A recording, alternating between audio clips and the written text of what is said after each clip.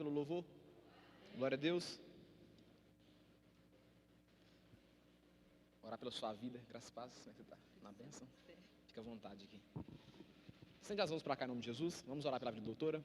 Pai, eu te peço em nome de Jesus que o Senhor a use com todo o teu poder, com a força do Espírito Santo nessa noite, que a palavra ministrada possa tocar os nossos corações e venha ser frutífera em nome de Jesus. Amém e amém. Nós estarmos na casa do Senhor, ficamos tanto tempo, né, assistindo pelas lives, pela internet. Graças a Deus que nós temos a internet, né, irmãos, porque senão seria pior. Mas nada como nós estarmos aqui na casa de Deus, adorando ao Senhor, né, com os nossos irmãos, ainda que não num contato tão próximo, mas nós estamos aqui louvando a Deus, podendo ver os irmãos, né, estar na casa do Senhor. É lógico que essas 4 paredes aqui são feitas de tijolos e cimento e nada mais do que isso, elas não são santas. Mas eu creio, e você também crê, que quando nós estamos aqui, Deus está neste lugar. Ele está aqui. E o pastor Ravani leu aqui no começo, em Salmos 9, que diz assim: o Senhor, Ele permanece no seu trono. Ele não saiu do trono, irmãos. Ele não deixou o trono. Ele está no controle de todas as coisas. Essa palavra, eu tenho refletido nessa palavra durante essa última semana, porque tantas coisas acontecendo, né? Hoje faz uma semana que eu perdi a minha tia, e a gente tem refletido sobre essa palavra. O Senhor está no controle mesmo? Será que uma doença, será que um hospital, ou um remédio errado, ou qualquer outra coisa pode tirar o controle das mãos de Deus? Não. A Bíblia diz que Ele permanece no seu trono. Ela quer dizer que Ele está no controle. E nada pode tirar o controle das mãos de Deus. Nesse momento que a gente passa, a gente fica ansioso, fica preocupado, fica pensando, né, mas até quando? Estava acabando, voltou, e o que está acontecendo? E a gente pode ficar pensando assim, mas onde Deus está no meio de tudo isso? A Bíblia diz que Ele permanece no seu trono. E não há nada, nem ninguém que possa tirar Deus do seu trono. Não tem nada que possa fazer com que o controle seja tirado das mãos de Deus. Você pode glorificar o Senhor por isso? Você pode dizer aí no seu lugar, glória a Deus, porque a minha vida está nas mãos desse Deus que tem o controle. Eu e você somos sustentados por essa mão poderosa, por esse Deus que está no controle de todas as coisas e que não perdeu as rédeas da situação. Amém? Eu gostaria de ler com os irmãos em Lucas, no capítulo 15. Lucas, capítulo 15.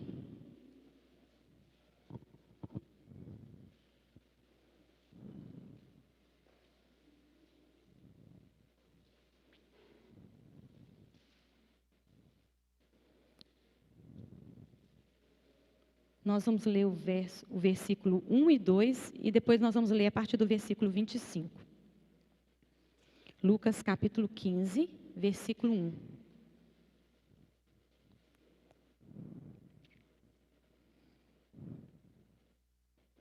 Aproximavam-se de Jesus todos os publicanos e pecadores para o ouvir. E murmuravam os fariseus e os escribas, dizendo: este recebe pecadores e come com eles. Versículo 25.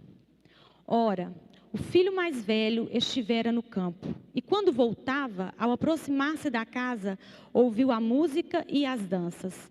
Chamou um dos criados e perguntou-lhe que era aquilo, e ele informou: veio teu irmão, e teu pai mandou matar o novilho cevado, porque o recuperou com saúde. Ele se indignou e não queria entrar. Saindo, porém, o pai procurava conciliá-lo. Mas ele respondeu a seu pai: há tanto tantos anos que te sirvo, sem jamais transgredir uma ordem tua, e nunca me deste um cabrito sequer para alegrar-me com os meus amigos.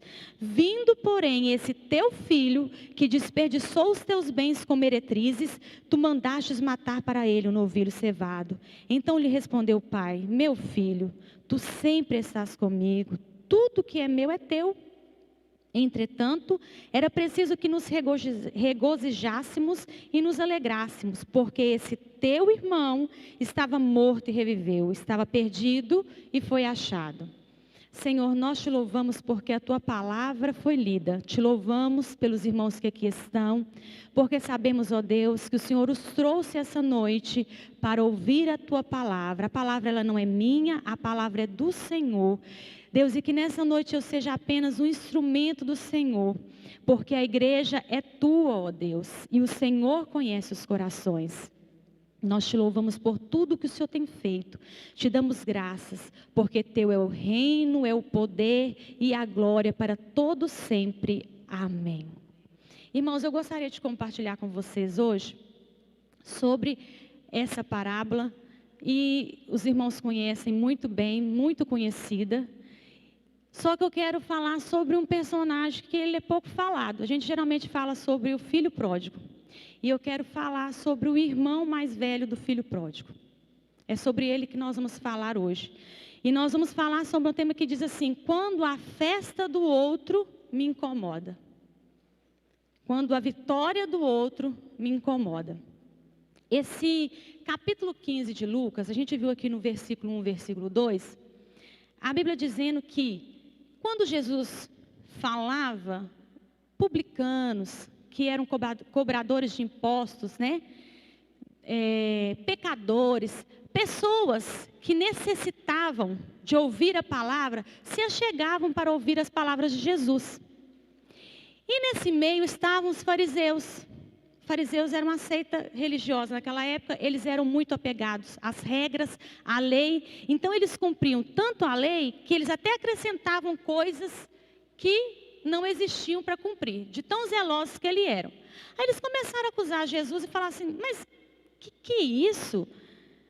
Ele recebe pecadores e come com eles, esse homem tá doido.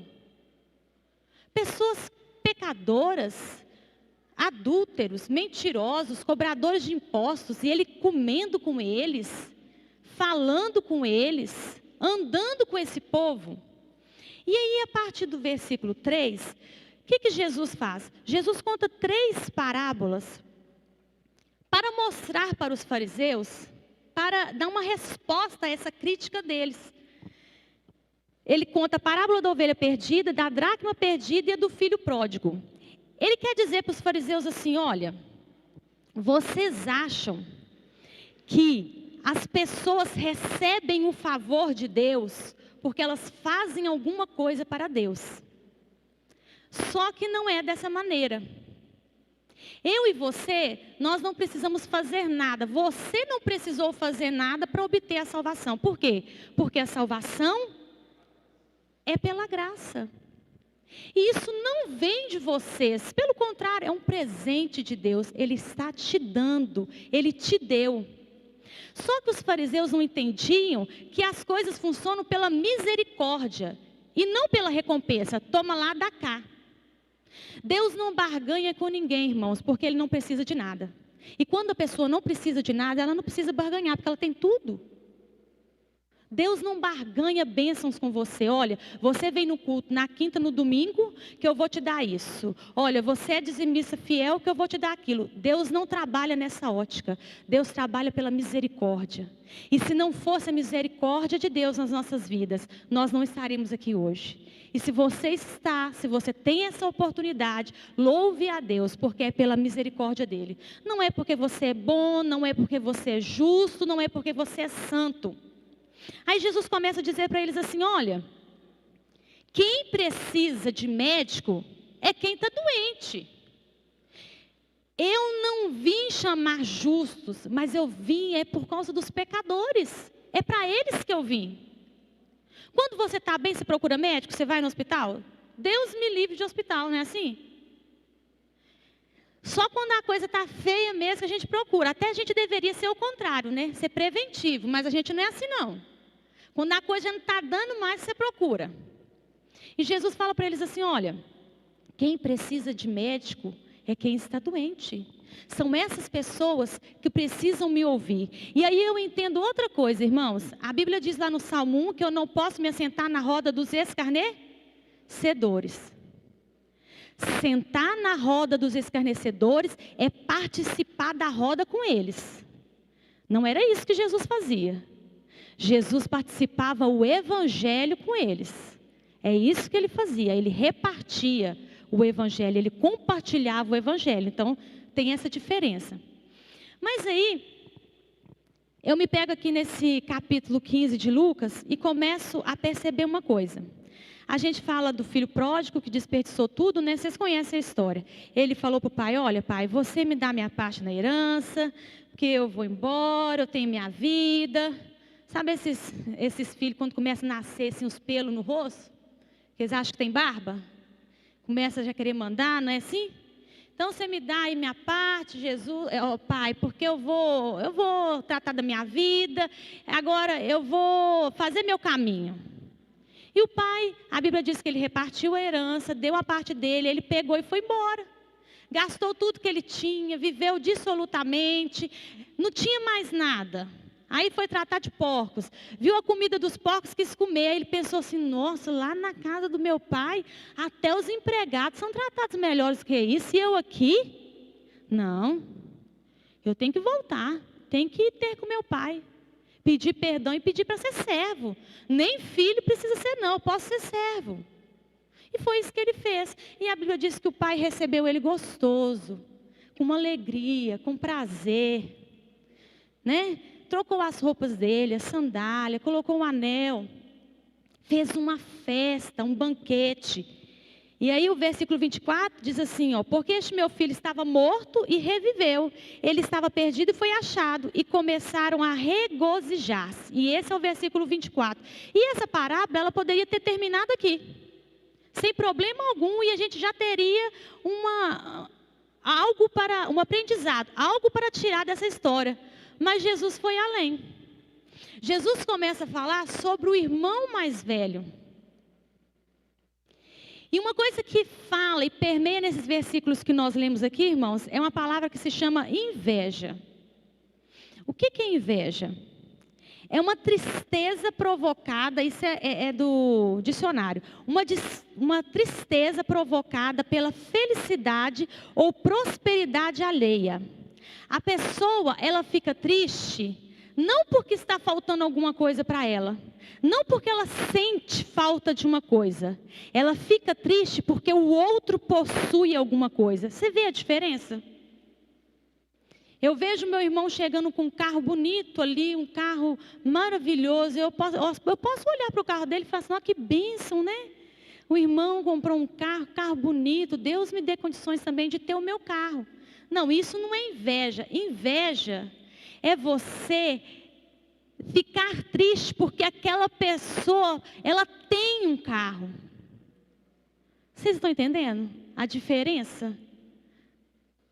Irmãos, chorar com você, muitos choram. Agora, alegrar-se com você é que é difícil. A Bíblia diz, nós temos que chorar com quem chora e alegrar com quem se alegra. Chorar com o outro é a coisa mais difícil. Eu mesmo, se a pessoa chorar perto de mim, eu já começo a chorar. Eu nem sei o que a pessoa tem. Ela nem me contou ainda, está chorando, eu também começo a chorar. Chorar é fácil demais, irmãos. Agora, se alegrar com a conquista do outro, é muito difícil. É muito difícil. Por quê? Porque nós somos humanos e a inveja é uma coisa que nós temos que combater todos os dias. Todos os dias. Eu recebi uma bênção, fui promovido no meu serviço. Aí eu penso, meu Deus, estou 10 anos no mesmo carro que eu entrei. Estou precisando orar mais. Não é assim? É difícil se alegrar com a conquista dos outros. E esse irmão mais velho do filho pródigo, irmãos, ele não saiu de casa, ele não foi para o mundo, ele não foi gastar a herança dele. Esse irmão mais velho, ele ficou na casa do pai. Esse irmão mais velho, irmãos, sou eu e você. Nós não fomos para o mundo, nós ficamos na casa do pai. Mas as atitudes dele, muitas vezes, são também as nossas atitudes. E é isso que eu quero compartilhar com vocês hoje. Porque quando nós vemos claramente alguma coisa, nós temos como lutar contra isso. Eu quero compartilhar com vocês onde o irmão mais velho errou, o que ele fez para que eu, que fiquei na casa do pai, eu que não fui para o mundo, eu que não desobedeci, eu não venha cair no mesmo erro que ele. E a primeira coisa que ele fez foi acusar o seu irmão. Versículo 30 diz assim: vindo, porém, esse teu filho, isso é ele falando com o pai. Vindo, porém, esse teu filho, que desperdiçou os teus bens com meretrizes, tu mandaste matar para ele um novilho cevado. Olha o jeito que ele fala. Ele não fala assim, vindo meu irmão. Não. Ele fala assim, ó, esse seu filho aí, ó. Sabe quando o irmão briga com o outro? Não é assim que faz? Eu não tenho irmão não, mas eu já vi fazendo. Esse filho seu, é o seu filho, briga com ele. Não é assim que fala? Justamente o que ele fez. Ele olhou para o pai e falou assim, esse teu filho, esse Zé Mané aí, ó, que pegou a herança, torrou ela todinha, viveu fazendo o que queria, ele volta e o senhor mata um novilho cevado para ele. O senhor faz uma festa para esse descabeceado. Mas o que é isso? O que eu aprendo com essa fala dele, irmãos? Eu aprendo que pecados, eles são diferentes, mas todos nós somos pecadores. O meu pecado, ele é diferente do seu, mas isso não me torna menos pecadora que você, não. A Bíblia diz que todos pecaram e destituídos estão da glória de Deus. Não há um justo sequer. Deus olhou e falou, ó, nenhum. Então, todos nós somos pecadores. Então, qual autoridade que eu tenho para chegar e apontar o dedo para o meu irmão e falar com meu pai assim, olha, matar um novilho cevado para ele? Por quê? No mínimo tinha que começar com um sermão de pelo menos 2 dias. Por que você fez isso? Por que você fez aquilo? E por que você fez assim? Isso não pode. No mínimo começar com um sermão, mas festa, nunca. A segunda coisa que eu aprendo com isso, eu não posso permitir que a vaidade, o orgulho, me impeça de ver os meus erros. Eu não posso achar, irmãos, que eu sou santa demais. Porque aí começa o problema. Porque eu sou santa demais, eu não posso aguentar o meu irmão. Porque eu sou santa demais, ele peca demais, ele erra demais. Aí eu não posso nem ficar perto dele, porque eu sou santa demais. Nós não podemos perder de vista quem nós somos, irmãos. Não é porque Jesus nos tirou num lamaçal de lodo. Não é porque Jesus nos tirou do reino, da morte, das trevas, que nós viramos santos de um dia para o outro, não.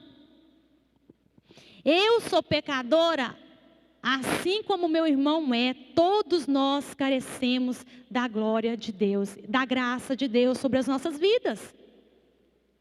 O que aquele irmão mais velho estava falando para o pai dele? Olha, você não tinha que perdoar nada, não. Você não tinha que receber esse doido, não. Você não tinha que fazer festa nenhuma. Você tinha que mandar ele voltar pelo mesmo caminho.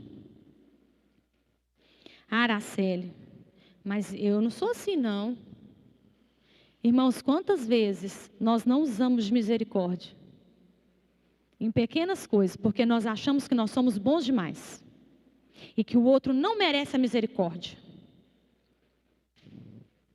É aquela história, para mim é o Deus bondoso, mas para o outro é o Deus que julga, é o Deus que mata, é o Deus que extermina, é o Deus irado, mas para mim é o Deus bonzinho. Nossa, Araceli, mas essa palavra sua, né? Irmãos, eu preciso usar de misericórdia, da mesma maneira que Deus usou de misericórdia comigo. Eu não posso acusar o outro, porque eu também peco. O meu pecado pode ser diferente do dele, mas eu também careço da misericórdia de Deus na minha vida. E quando nós vamos orar o Pai Nosso, o que a palavra de Deus diz? Pai, perdoa as minhas dívidas, os meus débitos, assim como eu tenho perdoado a quem tem me ofendido, a quem me deve. É uma condição, eu só posso ser perdoada se eu perdoar. E se eu acho que eu sou santa demais, para que eu preciso de perdão? Se eu não faço nada de errado, se eu não peco. Então, o primeiro erro desse irmão mais velho foi acusar o seu irmão. A segunda coisa que ele fez, ele condenou a postura do pai. Está nos versos 28. E diz assim, ó. Ele se indignou e não queria entrar na festa. Saindo, porém, o pai procurava conciliá-lo. Mas ele respondeu a seu pai, há tantos anos que eu te sirvo, sem jamais transgredir uma ordem tua. E o Senhor nunca me deu um cabrito sequer para alegrar-me com os meus amigos. Vindo, porém, esse teu filho, que desperdiçou os teus bens com meretrizes, tu mandaste matar para ele o novilho cevado. Olha, nem sabia com que o irmão dele tinha desperdiçado dinheiro. O irmão dele estava longe há muito tempo, não dava notícias. Como que ele sabia que eram as meretrizes? Mas olha a acusação. Mas tu mandastes matar para ele o novilho cevado. Ele condena o pai. Ele murmura. O que é murmurar? Murmurar é dizer que não está contente com a situação, é falar contra alguém, é difamar, é lastimar. Em outras palavras, ele está falando com o pai assim, ó, você deveria ter feito isso e fez isso. Você não foi inteligente, o certo era isso, mas você fez isso. Olha, era o pai quem tinha toda a autoridade. Irmãos, quando o povo de Israel saiu do Egito, a Bíblia diz que o que tinha para eles? Qual que era a promessa para o povo de Israel? Uma terra que manava leite e mel. Um lugar para eles chamarem de dele. Esse é o meu lugar, esse é o nosso lugar. E aonde que o povo de Israel estava, irmãos? No Egito. Eles estavam passeando no Egito? Tirando férias no Egito? Lá era o playground? Disney? Não. O que eles eram lá? Escravos. Eles não eram dono de nada, eles não tinham nada, nem a própria vida deles, eles tinham poder sobre a vida deles. Aí o Senhor foi lá, tirou eles do Egito, falou, vou levar esse povo para uma terra boa. Os irmãos conhecem a história, o que aconteceu no caminho? Ah, porque eu estou com tanta vontade de comer aquela cebola do Egito, os pepinos do Egito. Estou com tanta vontade. Aqui nesse deserto não tem nada, só esse maná ruim. Ah, a gente só come maná, não tem carne. Ah, essa água está ruim. Ah, esse Moisés está doido. E só murmuração, só reclamando, só reclamando. Do povo que saiu do Egito, quantos entraram em Israel? Daquele povo que saiu de lá? Só 2. Só Josué e Caleb. Todos os outros morreram no deserto. Por quê? Por causa da murmuração. O filho mais velho falou assim, olha, eu estou servindo o Senhor esse tempo todo. Esse doido foi embora, fiquei, te obedeci, tomei conta de tudo. E agora ele retorna e o Senhor faz festa para ele. Nunca me deu um cabritinho para eu comer com meus amigos. Nunca assou uma carninha para eu fazer uma festinha com meus amigos lá de serviço. Mas esse doido desperdiça tudo. E o senhor mata um novilho cevado para ele? Irmãos, nós temos que aprender a não nos fazer de vítima. Porque o vitimismo é uma coisa horrível. Você não sai do lugar. O erro é só do outro. A coisa mais difícil que tem é você repreender, chamar a atenção de alguém que é vitimista. Fulano, você fez isso errado. Ah, mas eu fiz errado porque fulano de tal fez isso, e aí aconteceu isso, aconteceu isso, aconteceu isso. Não é mais fácil a pessoa falar assim, não, eu fiz mesmo, desculpa, viu? Pronto, fim de conversa, bola para frente. Não, mas é porque a Angélica chegou e me distraiu. Foi por isso que eu não fiz o serviço, ué. Ela ficou conversando comigo, fiquei sem jeito de falar com ela para ir embora. Não teve jeito. Ah, mas é porque o pastor da igreja falou aquele dia lá, isso. Por isso que não... Está entendendo? Olha, o erro é do Senhor. O errado é o Senhor. Por quê? Porque ele desperdiçou tudo. O certo é o Senhor não ter matado nada para ele, mas para mim, que estou servindo o Senhor esse tempo todo. E ele murmurou. Ele fez o quê? Ele abriu espaço para a ira, ele abriu espaço para a mágoa. E quando a gente está irado, quando a gente está magoado, a gente não quer mudar de atitude, a gente não quer mudar comportamento. A gente quer continuar daquele jeito, continuar se lamentando, e a gente quer que a outra pessoa faça o quê? Fica em cima da gente falando assim, coitadinho, não fica assim não. Não chora não é assim? E ela nunca sai do lugar. Por quê? É só o outro que está errado. Se só o outro está errado, eu não preciso mudar nada. Se eu não preciso mudar nada, eu estou perfeito. Eu posso continuar do jeito que eu estou. E nós não podemos continuar do jeito que nós estamos. Por quê? Porque nós somos pecadores, nós somos falhos e nós precisamos todos os dias caminhar para a santificação. Porque a santificação, ela não começa hoje de noite, amanhã cedo você já é santo. Ela é um processo. É todos os dias. É igual o dia amanhecendo até virar dia perfeito, a Bíblia diz. E só vai terminar onde, irmãos? No céu. A terceira coisa que eu aprendo com esse irmão mais velho, irmãos, é que eu não posso ter uma autoimagem distorcida.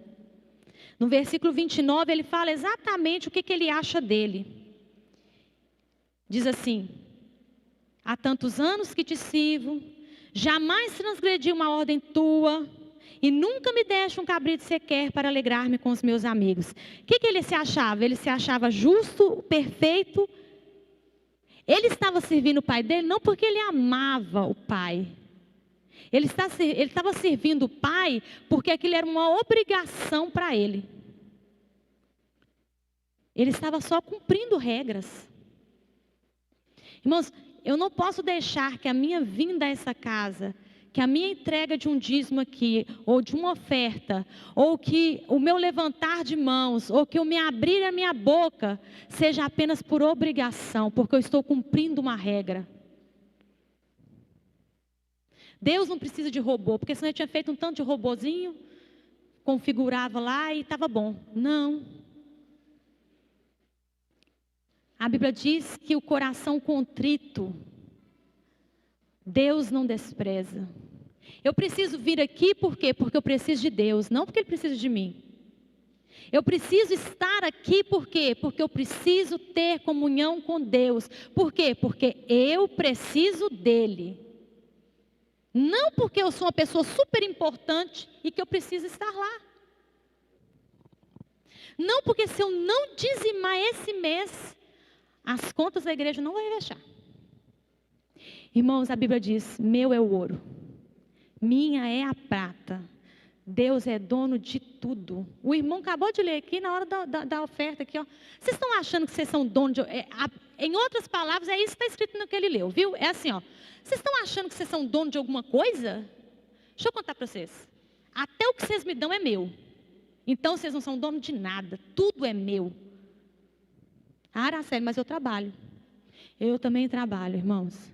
Mas quem me leva todos os dias me sustenta é o Senhor. Quem me dá saúde é o Senhor. Quem me dá sabedoria e inteligência é o Senhor. A Bíblia diz que os discípulos tinham ficado a noite inteira pescando. Era o ofício deles. Coisa que eles sabiam fazer, é ser pescador. Não pescaram nada. Quando eles chegaram na praia, Jesus já estava com peixe assado. Por quê? Jesus não precisa de você para fazer algo. Jesus não precisa da sua inteligência para fazer a sua empresa crescer. Jesus não precisa das suas mãozinhas, da sua ajuda para te promover no serviço, não. Ele é Deus. Ele já tem o peixe assado antes mesmo que você pesque o peixe, para te mostrar que Ele é Deus. E Ele não precisa da minha ajuda. Eu tenho que entender que quando eu estou servindo a Deus, eu estou sendo abençoado. Porque que privilégio uma pessoa Zé Ninguém como eu servir a um Deus tão grande como o nosso Deus. Eu não sei se você pode glorificar a Deus hoje pensando naquilo que você tem, que com as suas próprias mãos você nunca teria, mas Deus te deu. Porque eu tenho inúmeras coisas que eu posso pensar aqui agora, daquilo que Deus me deu, e que eu tenho certeza que com as minhas próprias mãos eu nunca teria. Com meu esforço, ou com minha inteligência, ou com minha sabedoria, eu nunca conseguiria. Aquelas coisas que você olha e você pensa assim, é Deus, é o Senhor. É o Senhor. Não tem explicação, é o Senhor.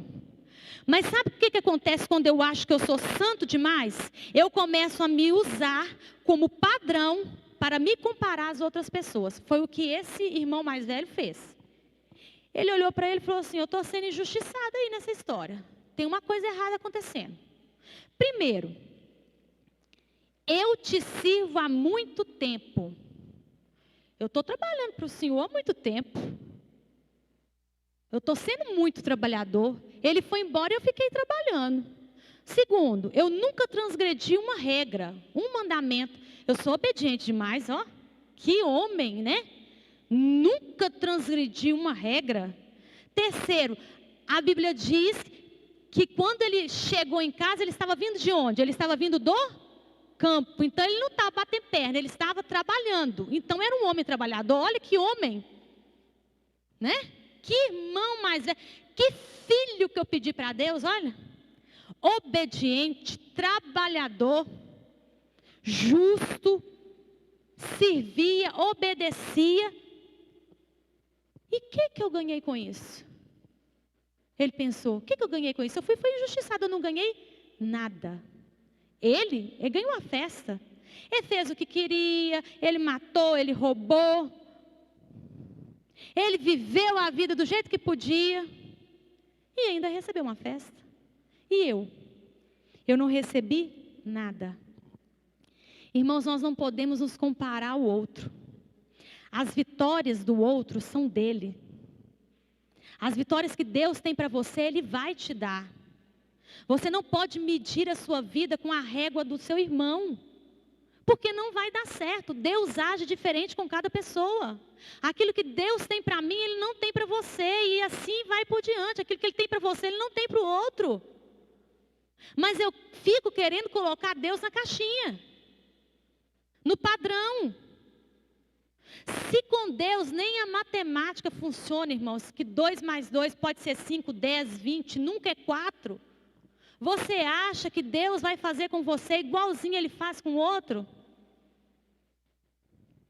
Deus, Ele age diferente com cada um.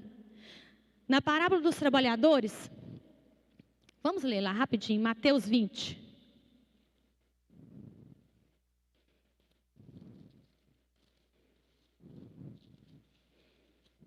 Os irmãos conhecem a parábola dos trabalhadores, né? Vou contar só o começo. O dono de uma vinha precisava de trabalhadores para trabalhar para ele lá no dia. Aí ele foi lá de manhã, arrumou 2 pessoas. As pessoas foram para o campo trabalhar. Aí meio-dia foi lá, pegou mais 2. 3 horas da tarde foi lá, pegou mais 2. Passou lá 4 horas, pegou mais 2. Na hora do pagamento, o que ele fez? Pagou a todos o mesmo salário. que chegaram cedinho, versículo 12. Estes últimos trabalharam apenas 1 hora. Contudo, os igualaste a nós, que suportamos a fadiga e o calor do dia. Mas o proprietário, respondendo, disse a um deles: amigo, não te faça injustiça, não combinaste comigo 1 denário? É aquela história, o que é combinado não é caro. Você não foi combinado, não foi isso? Eu estou te pagando, eu estou sendo justo com você. 14. Toma o que é teu e vai-te, pois quero dar a este último tanto quanto a ti. Irmãos, Deus concede a mesma graça abundante a todos que seguem a Ele. Independente se eu tenho 30 anos de crente, você tem 2 anos de crente, aquele tem 10, o outro tem 20. Independente disso, Deus concede a mesma graça. Por quê? Versículo 15. Porventura não me é lícito fazer o que eu quero do que é meu? Deus, Ele é soberano na realização da obra dEle. Ele faz o que Ele quer. E se Ele quis falar para o ladrão que estava lá do lado: hoje mesmo você estará comigo no paraíso. Ah, mas ele não fez discipulado? Mas ele não foi batizado? E eu passo a vida inteirinha sentado nessa cadeira vermelha e não vou receber nada? Deus, Ele trabalha diferente com cada um de nós. Não fica querendo, irmãos, vestir a armadura de Saul, porque a armadura de Saul é dele, ela não é sua. Ela não te cabe, ela não te traz benefício algum. Contenta com as pedrinhas do ribeiro, porque vão ser elas que vão derrubar o seu gigante Golias. Não se preocupe com o que Deus está fazendo com você, querendo se comparar com outro. Saiba que Deus tem o controle de todas as coisas e Ele é soberano na obra dEle. Ele faz do jeito que Ele quer, da maneira que Ele quer. A quarta coisa que o irmão mais velho faz: ele tinha tudo e mesmo assim não era feliz. Ele tinha tudo. Ele era filho do dono, ele não tinha saído, ele não tinha se rebelado, ele estava na casa com o pai, ele tinha de tudo. Mas mesmo assim ele não era feliz. Por quê, irmãos? Porque felicidade não é uma questão de ter as coisas. Você não é feliz porque você tem um carro, você não é feliz porque você tem uma casa. Felicidade é um estado de espírito, você é feliz, independente das circunstâncias. Eu mesmo já falei aqui na igreja sobre contentamento. O pastor também já falou. Você precisa estar contente, porque Jesus é a sua alegria. Não porque você tem dinheiro no banco, ou porque as coisas estão indo bem. Por quê? Porque no primeiro problema, você já vai ficar triste. A sua alegria vai passar rapidinho. Você precisa ter a alegria que é ter Jesus na vida. Por quê? Porque independente do que acontecer com você, você é feliz no Senhor. O que esse irmão mais velho perdeu? Ele perdeu a clareza espiritual. Irmãos, ele era filho, mas ele vivia como servo. Ele mesmo fala aqui: olha, eu estou te servindo há tanto tempo. Em momento algum nós vemos o pai dele falando com ele que ele precisaria estar servindo, que ele precisaria trabalhar como louco. Ele era filho do dono, mas ele vivia como servo. Olha, ele poderia a qualquer momento pegar um novilho cevado e fazer uma festa para os amigos dele, ué. Ele não precisava esperar o pai dele dar um novilho, não. Ele mesmo poderia ter pegado e feito. Mas ele se sentia como servo. Quantas vezes nós somos filhos de Deus e nós vivemos como se fosse apenas servo? Servo no sentido pejorativo da palavra, porque nós somos servos mesmo, nós fazemos a vontade de Deus, Ele é Senhor sobre nós, mas eu não digo isso, eu digo no sentido de nós poderíamos desfrutar muito mais do que Deus tem para nós, se nós soubéssemos realmente quem nós somos. Mas nós nos qualificamos demais em algumas coisas que não deveríamos, e naquelas coisas em que nós deveríamos saber quem somos, nós não sabemos. Nós somos filhos. Nós somos filhos. que ele demonstrou naquele momento? Ele demonstrou imaturidade. A Bíblia diz que ele fez birra e não quis entrar na festa. Sabe aquele menino teimoso? Não vou, não vou, não vou. Que senta assim, ó, e começa a espernear. Não vou entrar nessa festa não, mas de jeito nenhum. Tá doido que eu vou entrar nessa festa? Ele foi imaturo. Por quê? A festa era dele também, ele era dono. O pai era dele, era o irmão dele. Ele demonstrou ingratidão. Quando ele fala assim, o Senhor nunca me deu um cabrito. Irmãos, lá no versículo 12 diz que o pai repartiu a herança. Ou seja, aquele irmão mais velho, por ser o mais velho e primogênito, segundo a lei aqui de Deuteronômio, diz que ele tinha uma porção dupla da herança. Ele não era um pobrezinho, coitadinho, não. Pelo contrário, ele é o que tinha maior parte. Ele era o mais rico, para começar, porque o irmão mais novo tinha gastado tudo. E ele tinha uma porção dupla. Então ele podia matar, era 10 cabritos se ele quisesse, não era um só não. Mas ele foi ingrato. Ele alegou justiça própria. Ah, porque eu fui bom, porque eu fui obediente, o Senhor tinha que ter me dado um cabrito. E nós sabemos que não funciona desse jeito. Você não é salvo pelas obras. Tudo que você faz não é para você ser salvo. Você faz porque você foi chamado para as boas obras. Mas a salvação vem do Senhor. Ele te deu. E isso não é conseguido com méritos próprios. Porque eu sou bom, porque eu sou justo, porque eu sou bonito. Mas porque Deus resolveu ir ao nosso encontro. Ir nos buscar. Nós nem viemos a Ele. Foi Ele que nos buscou. Foi Ele que nos resgatou. E para terminar, irmãos, a Bíblia diz que ele se queixou por um cabrito. Olha, você hoje, você está servindo a Deus por um cabrito? Ou pela presença dEle? Ou para estar com Ele? Servir a Deus por causa de um cabrito é muito triste, irmãos. O que é isso, Araceli? Servir a Deus para meu casamento ser um casamento bom é muito medíocre. Servir a Deus para eu ser curado de uma doença é muito medíocre. Servir a Deus para eu ter prosperidade financeira é muito triste.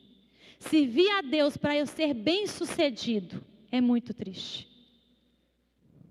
Eu preciso servir a Deus por aquilo que Ele é e não por aquilo que Ele pode fazer por mim. Eu não posso olhar para Deus interessado só nas mãos do Senhor, naquilo que Ele tem para me oferecer. Eu tenho que servir a Deus por aquilo que Ele é, por aquilo que Ele faz todos os dias, para continuar no controle, para estar no trono, para estar reinando, para ser santo. Não porque Ele me abençoou com alguma coisa.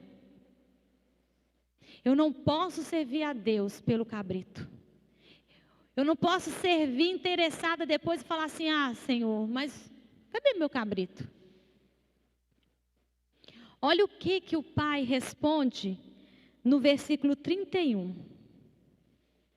O pai desses dois irmãos, ele fala para eles aqui, qual que é a verdadeira definição de riqueza? Ele fala assim, então lhe respondeu o pai, meu filho, tu sempre estás comigo, tudo que é meu é teu. Sabe qual que é a verdadeira riqueza que aquele filho não enxergava? É estar na presença do pai, é estar com o pai. Essa é a verdadeira riqueza. Irmãos, nós precisamos servir a Deus com um cabrito ou sem cabrito. Se Deus te der o cabrito, glória a Deus. Mas se Ele não te der, glória a Deus também. Se o Senhor te abençoar nessa vida, aleluia. Mas se Ele não fizer nada, Ele já fez tudo, que é a salvação da sua alma. Nós não podemos esperar no Senhor simplesmente para essa vida terrena, porque seria medíocre demais. Nós precisamos aguardar no Senhor para uma vida vindoura, que nunca vai terminar. Porque essa aqui no máximo é 70 anos, enfado e cansaço, a Bíblia diz. Mas aquela que nós vamos gozar no céu será para todo sempre. Sirva a Deus, independente do cabrito. Se tem ou se não tem, se agarre com o dono do cabrito. Porque a maior riqueza que nós temos, irmãos, é estar na presença do Pai. Essa é a riqueza que nós temos, é estar com Ele. Nós cantamos aqui, nós levantamos as mãos, nós adoramos, nós louvamos, o Senhor é Deus se o Senhor fizer, se o Senhor não fizer, o Senhor é Deus também, se o Senhor curar, amém, mas se o Senhor não curar, amém também. Aí na hora que chega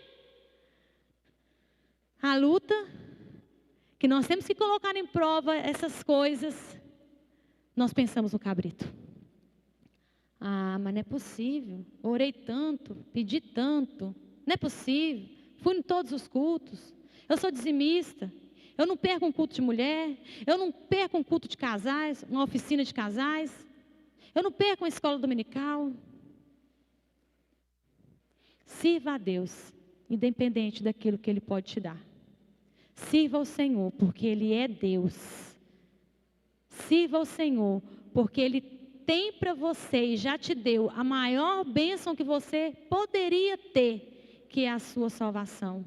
Pessoas como nós, pecadores, irmãos, não existe nada de bom em nós. A Bíblia diz que até o nosso coração é enganoso. Nós não somos bons, as nossas atitudes não são boas, nossos pensamentos não são bons, nossos propósitos não são bons. Se o Espírito Santo não fizer na nossa vida uma obra, se Ele não estiver trabalhando, misericórdia de dar de frente comigo sem o Espírito Santo. Nós servimos a Deus, não pelo que Ele nos dá, mas porque Ele é bom, porque Ele é perfeito, porque Ele é santo, porque Ele é soberano e porque Ele tem o controle de todas as coisas. Que Deus possa abençoar a sua vida, que Deus abençoe a sua casa, que Deus te dê graça para entender que você não precisa de cabrito para ser feliz. Você precisa da presença do Pai na sua vida, porque se você tem a presença do Pai na sua vida, tudo que é do Pai é seu. Então você não tem só um cabrito, você tem uma fazenda de cabrito e novilho cevado. Você não precisa se lamentar pela festa do outro, você não precisa se incomodar com a festa do outro. Por quê? Porque você tem o dono da festa. Porque aquele que faz a festa está com você. Então sinta-se abençoado. Pelo seu nome está escrito no livro da vida. Não tem melhor lugar para se estar. Amém? Que Deus abençoe a sua vida, que Deus abençoe a sua casa, em nome de Jesus Cristo, que esses momentos difíceis, que esses momentos que nós passamos de luta, não venham tirar a nossa clareza espiritual, a nossa visão daquilo que Deus é e daquilo que Ele faz. Nada saiu do plano de Deus, irmãos, nada. Tudo, absolutamente tudo, está no controle dEle. Que Deus te abençoe em nome de Jesus.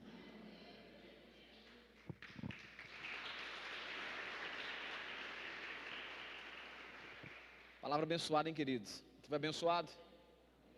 Essa palavra falou demais comigo no meu coração. Essa ideia da criatura, entender sobre o Criador é muito importante. O Criador, Ele tem domínio sobre a criatura. O Criador, Ele faz o que Ele quiser. Amém? Essa fala que a doutora falou comigo aqui, não comigo, mas no meu coração, através do Espírito Santo, falou demais comigo. Sobre a observação do filho que ficou, do mais velho. E assim, eu carrego uma frase comigo no meu coração, sobre esse princípio que ela falou aqui hoje e aborda muito. É o seguinte: a diferença do pecado do próximo é porque o outro foi expulso. O pecado dele foi expulso, o meu não foi expulso ainda. Essa é a diferença só, porque nós todos aqui somos pecadores. Precisamos da glória do Senhor. Eu queria fazer algo com você, nosso tempo já estourou, mas eu queria fazer porque Deus colocou isso no meu coração agora de fazer. Eu queria que você curvasse sua cabeça na cadeira. E eu queria, antes de sair desse lugar, você orasse ao Senhor. Você pode fazer isso? Duarte, coloca a música para nós aí, querido. Antônio Cirilo, a presença da sua glória. Eu queria que todo mundo tivesse nesse ambiente que agora orasse ao Senhor de verdade, sabe? Deus colocou isso no meu coração para que a gente possa fazer isso. A presença da sua glória. Começa a orar ao Senhor. Começa a reconhecer quem você é diante dele. Diga as suas fraquezas, aquilo que você precisa, aquilo que você tem buscado. Pai, nós nos colocamos diante da tua presença e nós reconhecemos o tanto que a gente é falho, pecador. A gente precisa muito da glória do Senhor. Humildemente nós nos posicionamos como servos, como os filhos do Senhor. Pai, vem consertar em nosso coração tudo aquilo que é resistência que foi criada por nós. Vem tirar tudo aquilo que Satanás tentou entulhar no nosso coração. Coloca sabedoria, coloca paz, que a gente não tenha esse sentimento do filho que ficou, do filho mais velho, que deveria ser o mais sábio, que deveria amar, que deveria apoiar, que deveria cuidar.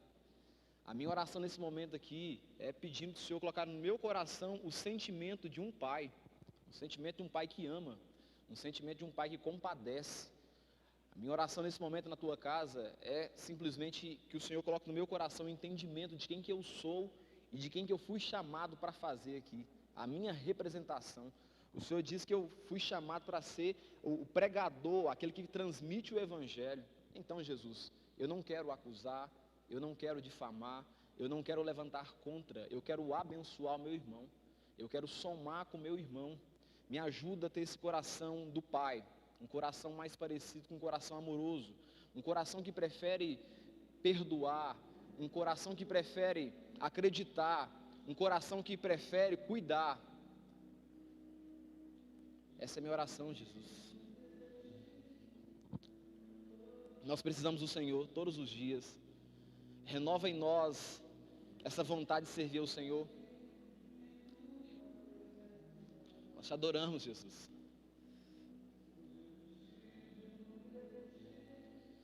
Precisamos do Senhor.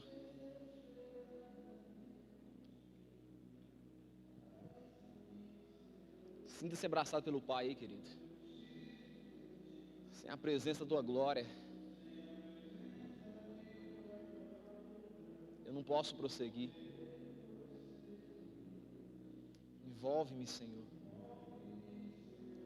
Mas eu preciso de Ti.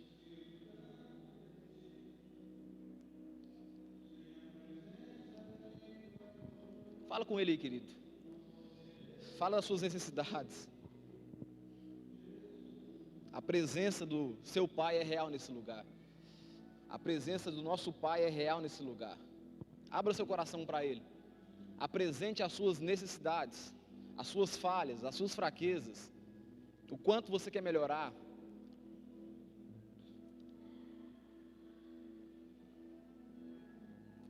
Ô Senhor, nosso desejo é ser parecido com o Senhor. Nosso desejo é ser parecido mais contigo.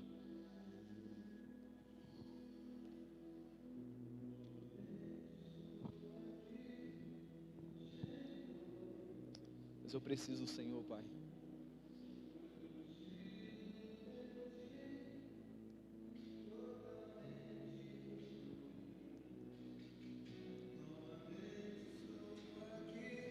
Em tua presença, pois eu preciso de Ti, desesperadamente. Abraça-me, Senhor, preciso de Ti. Sem a presença de Tua glória, não poderei prosseguir. Envolve-me, Senhor. Eu preciso de Ti, Jesus. Preciso tanto de Ti. Sem a presença de Tua glória, não poderei prosseguir. Jesus, Seu nome é Jesus. Seu nome é Jesus. Todo-Poderoso, o invencível, inabalável. Oh, Jesus. Seu nome é Jesus.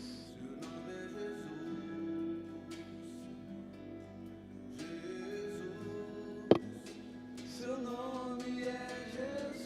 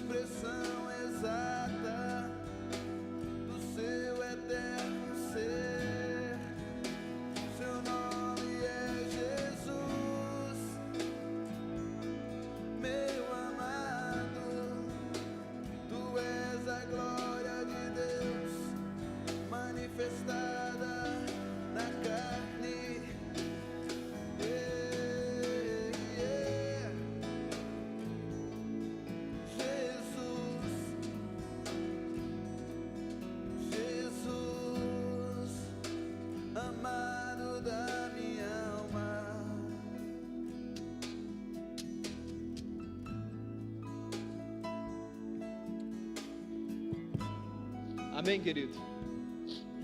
Pode ficar de pé em nome de Jesus. Você foi abençoado? Olha, dizer para você uma coisa.